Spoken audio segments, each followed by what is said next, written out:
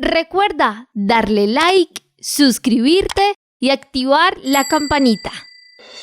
¿Se ha preguntado usted por qué hay tanto residuo sólido o tanta basura, como le llamamos a ello en nuestro planeta? Estará con nosotros el profesor Marco Tulio Espinosa para reflexionar sobre este importante tema. Nuestro oxígeno. Bienvenidos a Nuestro Oxígeno y bienvenida, Marian. Carlos Alberto, muchas gracias. Qué importante es hablar de la gestión de los residuos, porque los residuos sólidos constituyen todos esos materiales desechados tras su vida útil, como usted lo estaba mencionando ahora, y que por lo general, pues por sí solos carecen de valor económico. Se componen principalmente de estos desechos que preceden de materiales utilizados en la fabricación, transformación, incluso de la utilización de bienes de consumo, y todos estos residuos sólidos, pues en su mayoría, hay que decirlo, son susceptibles de reaprovecharse o transformarse con un correcto reciclado. Saludamos también a Juliet Mora, bienvenida. Qué importante este espacio porque es fundamental saber sobre la educación ambiental, ya que aumenta la concienciación y el conocimiento de los ciudadanos sobre diferentes temáticas o problemas ambientales. Al hacerlo, nos brinda las herramientas necesarias para tomar decisiones informadas, medidas responsables, para sensibilizar a la sociedad sobre la importancia de separar adecuadamente los residuos, darles una nueva vida a los aprovechables y tener un consumo y producción responsable con el ambiente. Profesor Marco Tulio Espinosa, un cordial saludo y bienvenido. Saludo cordial.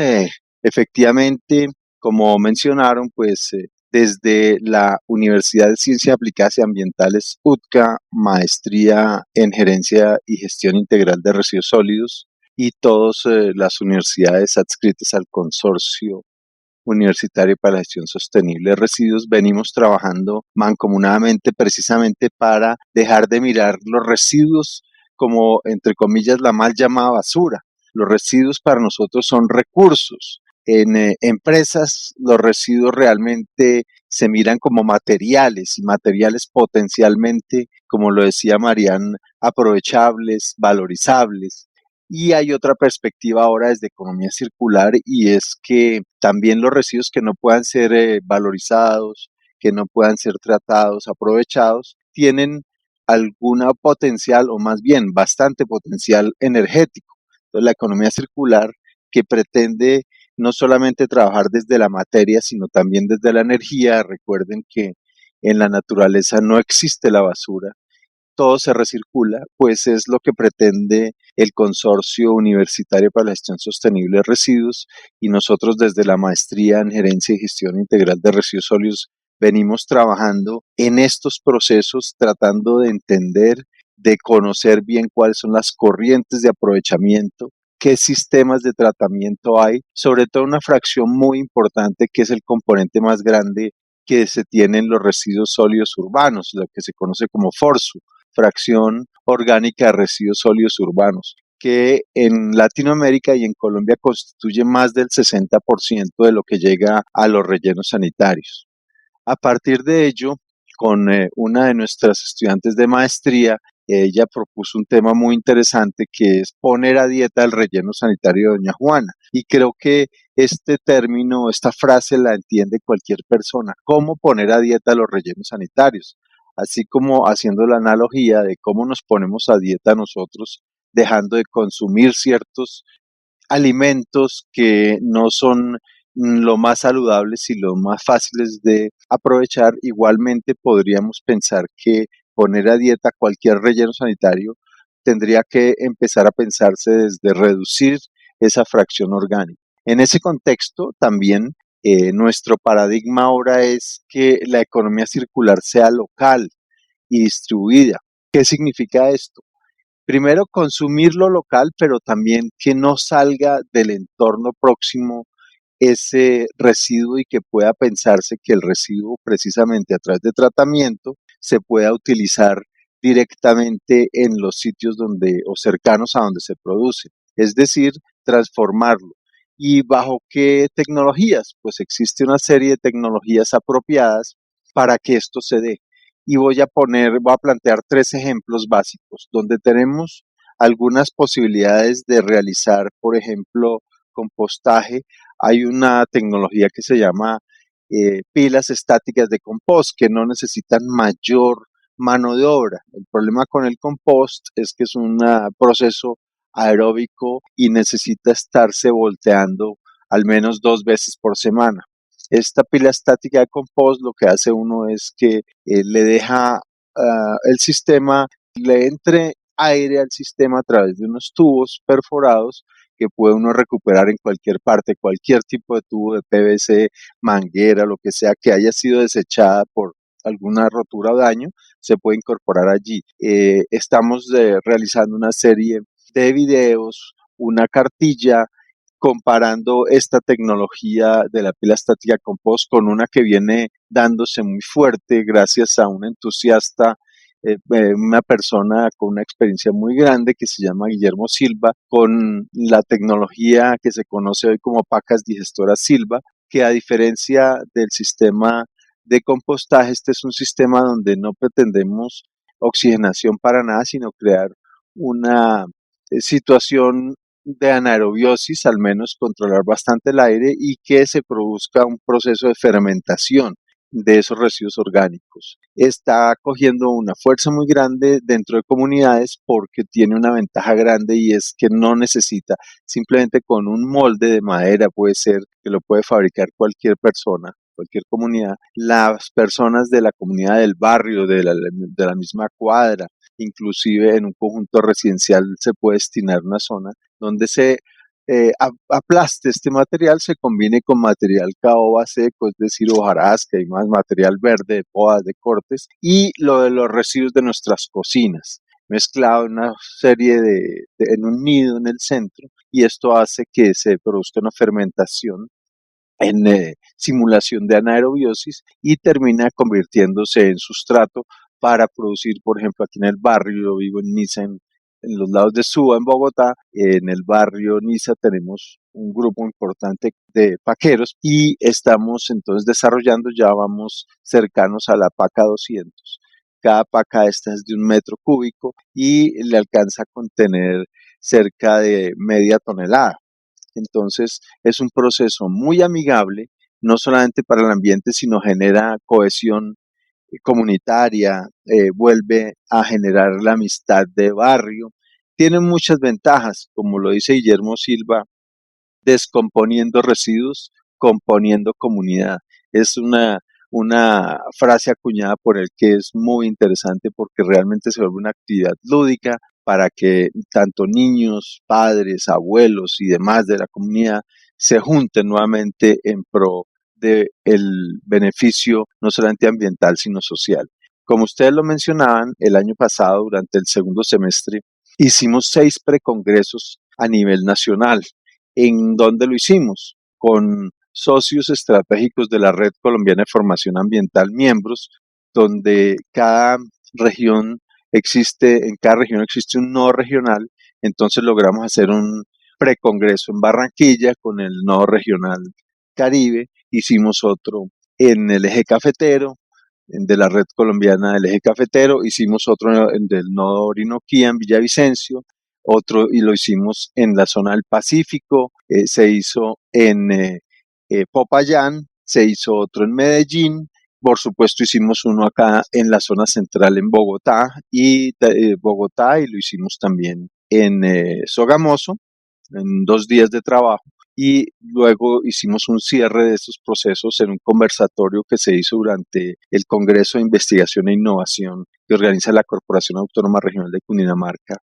Entonces allí logramos mostrar lo que hemos venido revisando y encontrando pues en un barrido no muy profundo y lo que vamos a hacer ya en definitiva en mayo 3 al 5 en la sede del campus norte de la UTCA en la calle 222 de Bogotá es recoger todo esto que hemos encontrado. Invitamos a las mejores ponencias de esos precongresos para mostrar sus experiencias, sus propuestas, sus apuestas, sus investigaciones aplicadas en pro precisamente de aumentar el conocimiento sobre economía circular y también ahora apostándole a una nueva iniciativa que tiene Naciones Unidas, que es consolidar los procesos de basura cero a nivel mundial. Profesor Marco Tulio Espinosa, usted está en Bogotá, en esta ciudad con más de 9 millones de habitantes, que tiene un relleno llamado Doña Juana. Y usted bien decía que una de las estudiantes de maestría, pues dio el nombre de cómo poner a dieta el relleno sanitario de Doña Juana. Para que los oyentes que nos escuchan en otros países, tenemos transmisión local en Chile, en la región de Valparaíso, como también en otras ciudades de Colombia. Expliquémosle a los oyentes qué es el relleno sanitario de Doña Juana y cómo ponerlo a dieta para que también esto se pueda aplicar en otras ciudades pequeñas, medianas o grandes. Bueno, los rellenos sanitarios a nivel mundial constituyen una tecnología que en su momento fue apropiada porque no teníamos dónde depositar controladamente la mal llamada basura. Entonces, ya esto es una tecnología bastante añeja. ¿Y de qué se trata? Pues más o menos guardar las proporciones es hacer lo que hace el gato, ¿no? Poner sus excrementos en algún lado y taparlos. Realmente eso es lo que ocurre en un relleno sanitario. Técnicamente, pues se diseña para aislarlo, sobre todo en las partes profundas, para que no haya percolación de los líquidos de descomposición de toda la fracción básicamente orgánica y otras que llegan en esas mal llamadas basuras a estos sitios. Entonces se aísla, se hacen unas celdas especiales, hay diferentes modelos, depende, puede ser entre montañas, donde las hay montañas, o simplemente unas construcciones piramidales donde son zonas planas. Particularmente, pues hemos trabajado procesos aquí en el relleno sanitario de Doña Juana, que es un sector montañoso al sur de la ciudad de Bogotá, y allí lo que hacen son unas especies de montañas entre montañas, se van copando espacios, eso tiene unos terraplenes y tiene forma como de piramidal, como cuando uno ve un ponqué de esos de matrimonio que se construyen como por pisos. Por supuesto, pues eso tiene una tecnología, como les digo, apropiada de aislamiento, básicamente de el suelo, pero también hay otros componentes que recoger los gases que allí se generan internamente, porque ocurría antiguamente que eso no es que no se conociera, así que no se tenía cuidado y esos gases que se generan internamente generaban explosiones, fugas, y esos gases allí pues son gases generados de efecto invernadero. Entonces hoy en día, por ejemplo, el relleno sanitario tiene un premio internacional y varios premios nacionales porque captura esos gases, ese biogás lo lleva a un equipamiento que lo que hace es quemarlo, aprovechar la energía y por eso hablamos de economía circular, aprovechando energía, todos los equipos internos que se necesitan para el manejo de los residuos dentro del relleno sanitario pues se utilizan en in situ y esa energía producida por el biogás se aprovecha en motores, en la generación eléctrica del mismo servicio para el relleno sanitario y bueno, eso debería estar ocurriendo en todas partes del mundo. Lamentablemente no es así y en Colombia pues son muy pocos realmente los rellenos, de cerca de 300 rellenos que hay que hacen este aprovechamiento energético. Deberíamos empezar pues con ese paso. Cuéntenos un poquito más acerca del enlace que ustedes están haciendo con este programa Residuo Cero y cuándo van a llegar también este tema de la pila estática y todas estas nuevas implementaciones al resto del país, profesor. Esto de Residuo Cero es una iniciativa, como les comentaba, de Naciones Unidas que tomó impulso a comienzo de este año. Entonces, fue una decisión a gran escala global de volver a retomar una iniciativa de tiempo atrás que hablaba de basura cero. Realmente sí es interesante pensar en basura cero y no por creer que es que los residuos se van a acabar, no, lo que se va a acabar y hay que desaparecer es el concepto de basura. Recuerden, la basura no existe en la naturaleza, la basura es un constructo, un imaginario sociocultural, más bien residuo.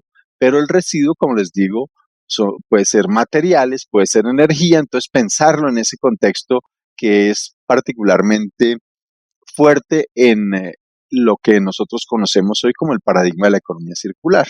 En este contexto, ¿cómo implementar el tema, por ejemplo, de la paca digestora, que, como les digo, viene creciendo exponencialmente y más por seducción autónoma de las comunidades, porque se enteran, porque preguntan, porque hay universidades que estamos trabajando en la investigación, tratando de conocer a ciencia cierta qué es lo que pasa allí en ese módulo, eso hay un molde donde se mezclan este tipo de residuos a terceras partes, como les digo, el material marrón, que es hojarasca, material seco, biomasa seca, se mezcla biomasa verde, que pueden ser cortes de pastos, podas y demás, y el componente de nuestras cocinas, desde que vaya bien segregado, bien separado.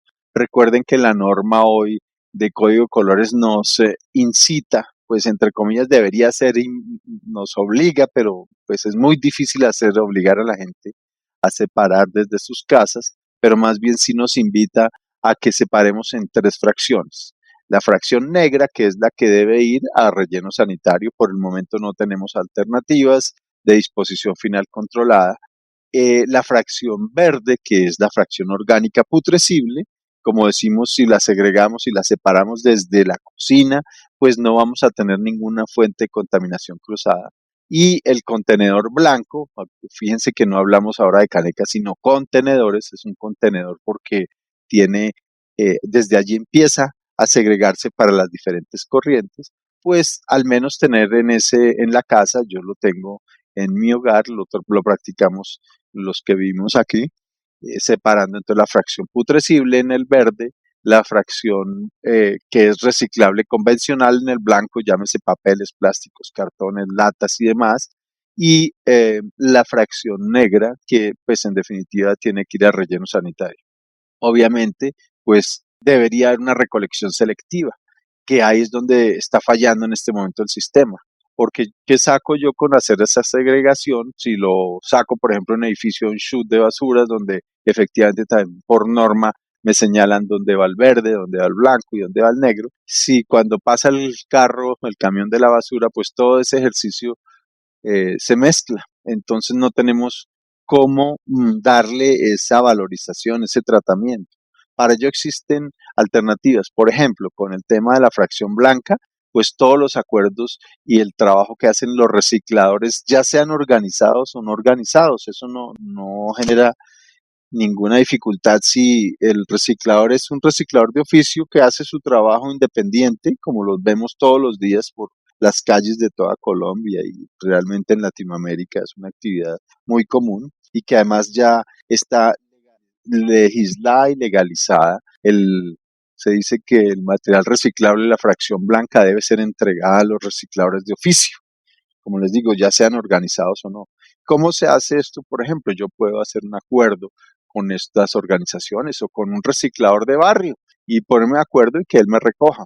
En Suba tenemos un proceso interesante a través de lo que se conoce como presupuestos participativos. ¿Qué es esto? Son convocatorias que hacen las localidades y esto es una ley de la República. Todos los municipios de Colombia deben y tienen presupuestos participativos. Esto lo digo para que las personas entiendan que hay formas de financiar estos procesos. Profesor Marco Tulio Espinosa, usted nos ha hablado de 6 precongresos antes de este gran congreso que nos explicará usted con detalle cómo inscribirse, cómo participar, cómo escucharlo, si se puede participar a través de internet, las personas que estén en otros países.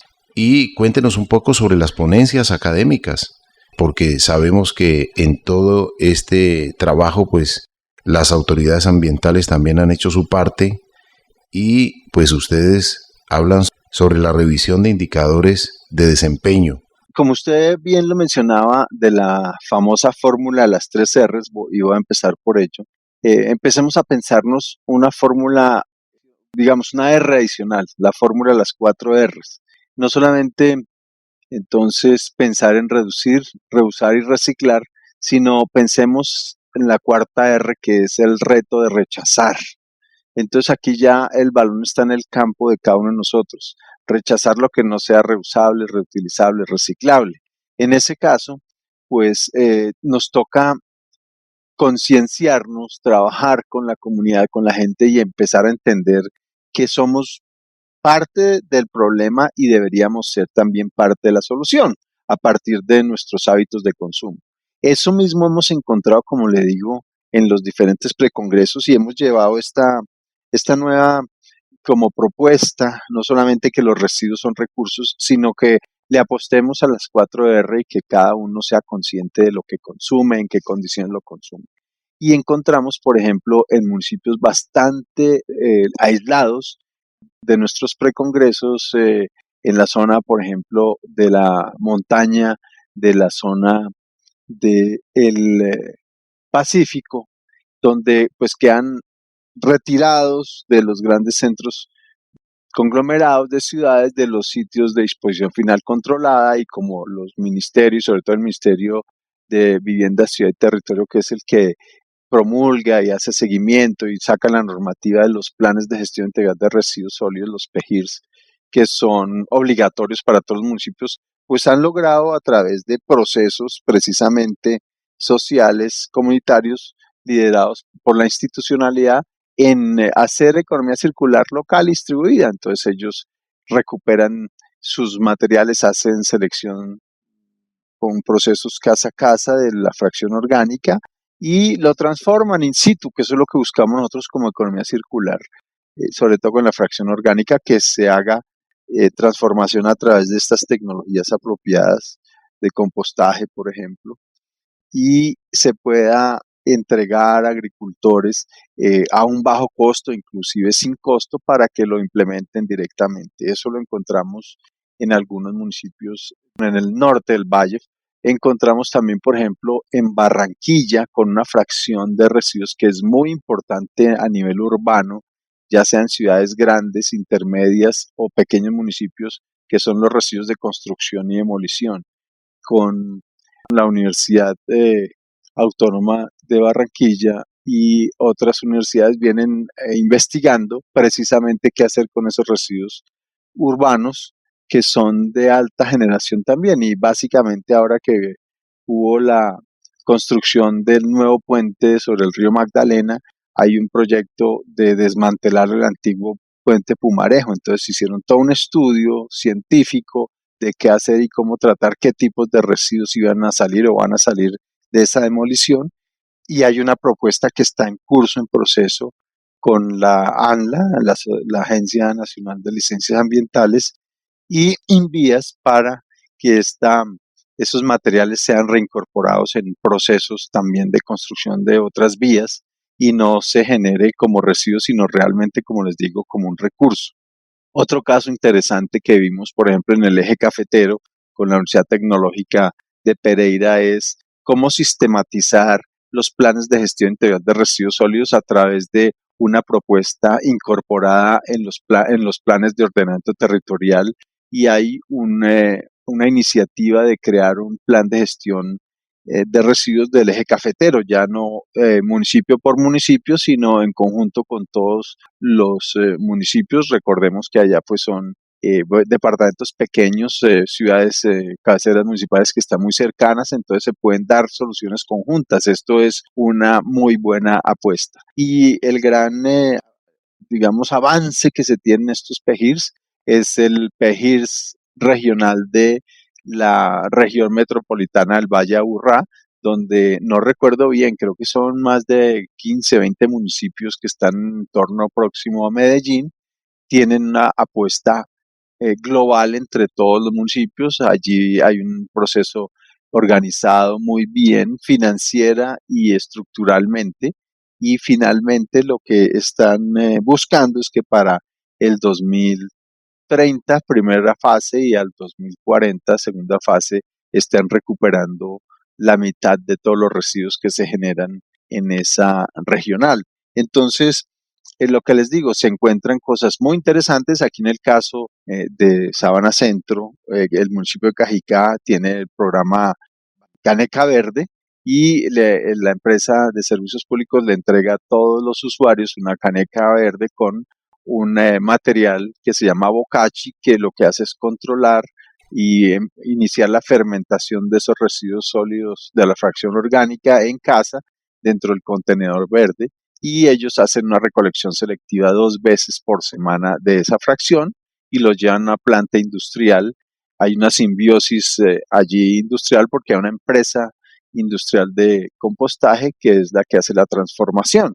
Entonces, hay casos muy relevantes que vale la pena que se conozcan, y todo esto se va a mostrar y a presentar con datos precisamente de indicadores de desempeño, que es lo que necesitamos, porque la mayoría de los municipios el indicador es que ya no hay basura, por ejemplo, en las calles, es lo que se busca, no hay muchas quejas de los usuarios, de la comunidad, pero pues como les digo, si pasa como está pasando en el Guavio, que tienen que recorrer 200 kilómetros para ir a depositar la mal llamada basura, en vez de pensarse una solución in situ, pues esto no es una solución, probablemente es más costoso, hay un mayor daño ecológico, hay mayor emisión de gases de efecto invernadero, tanto en lo que se genera como la basura en el relleno, como las emisiones de transportar todo esto hasta allá. ¿Cuál es la huella ecológica? Uno se podría preguntar de esa, entre comillas, solución, que para mí no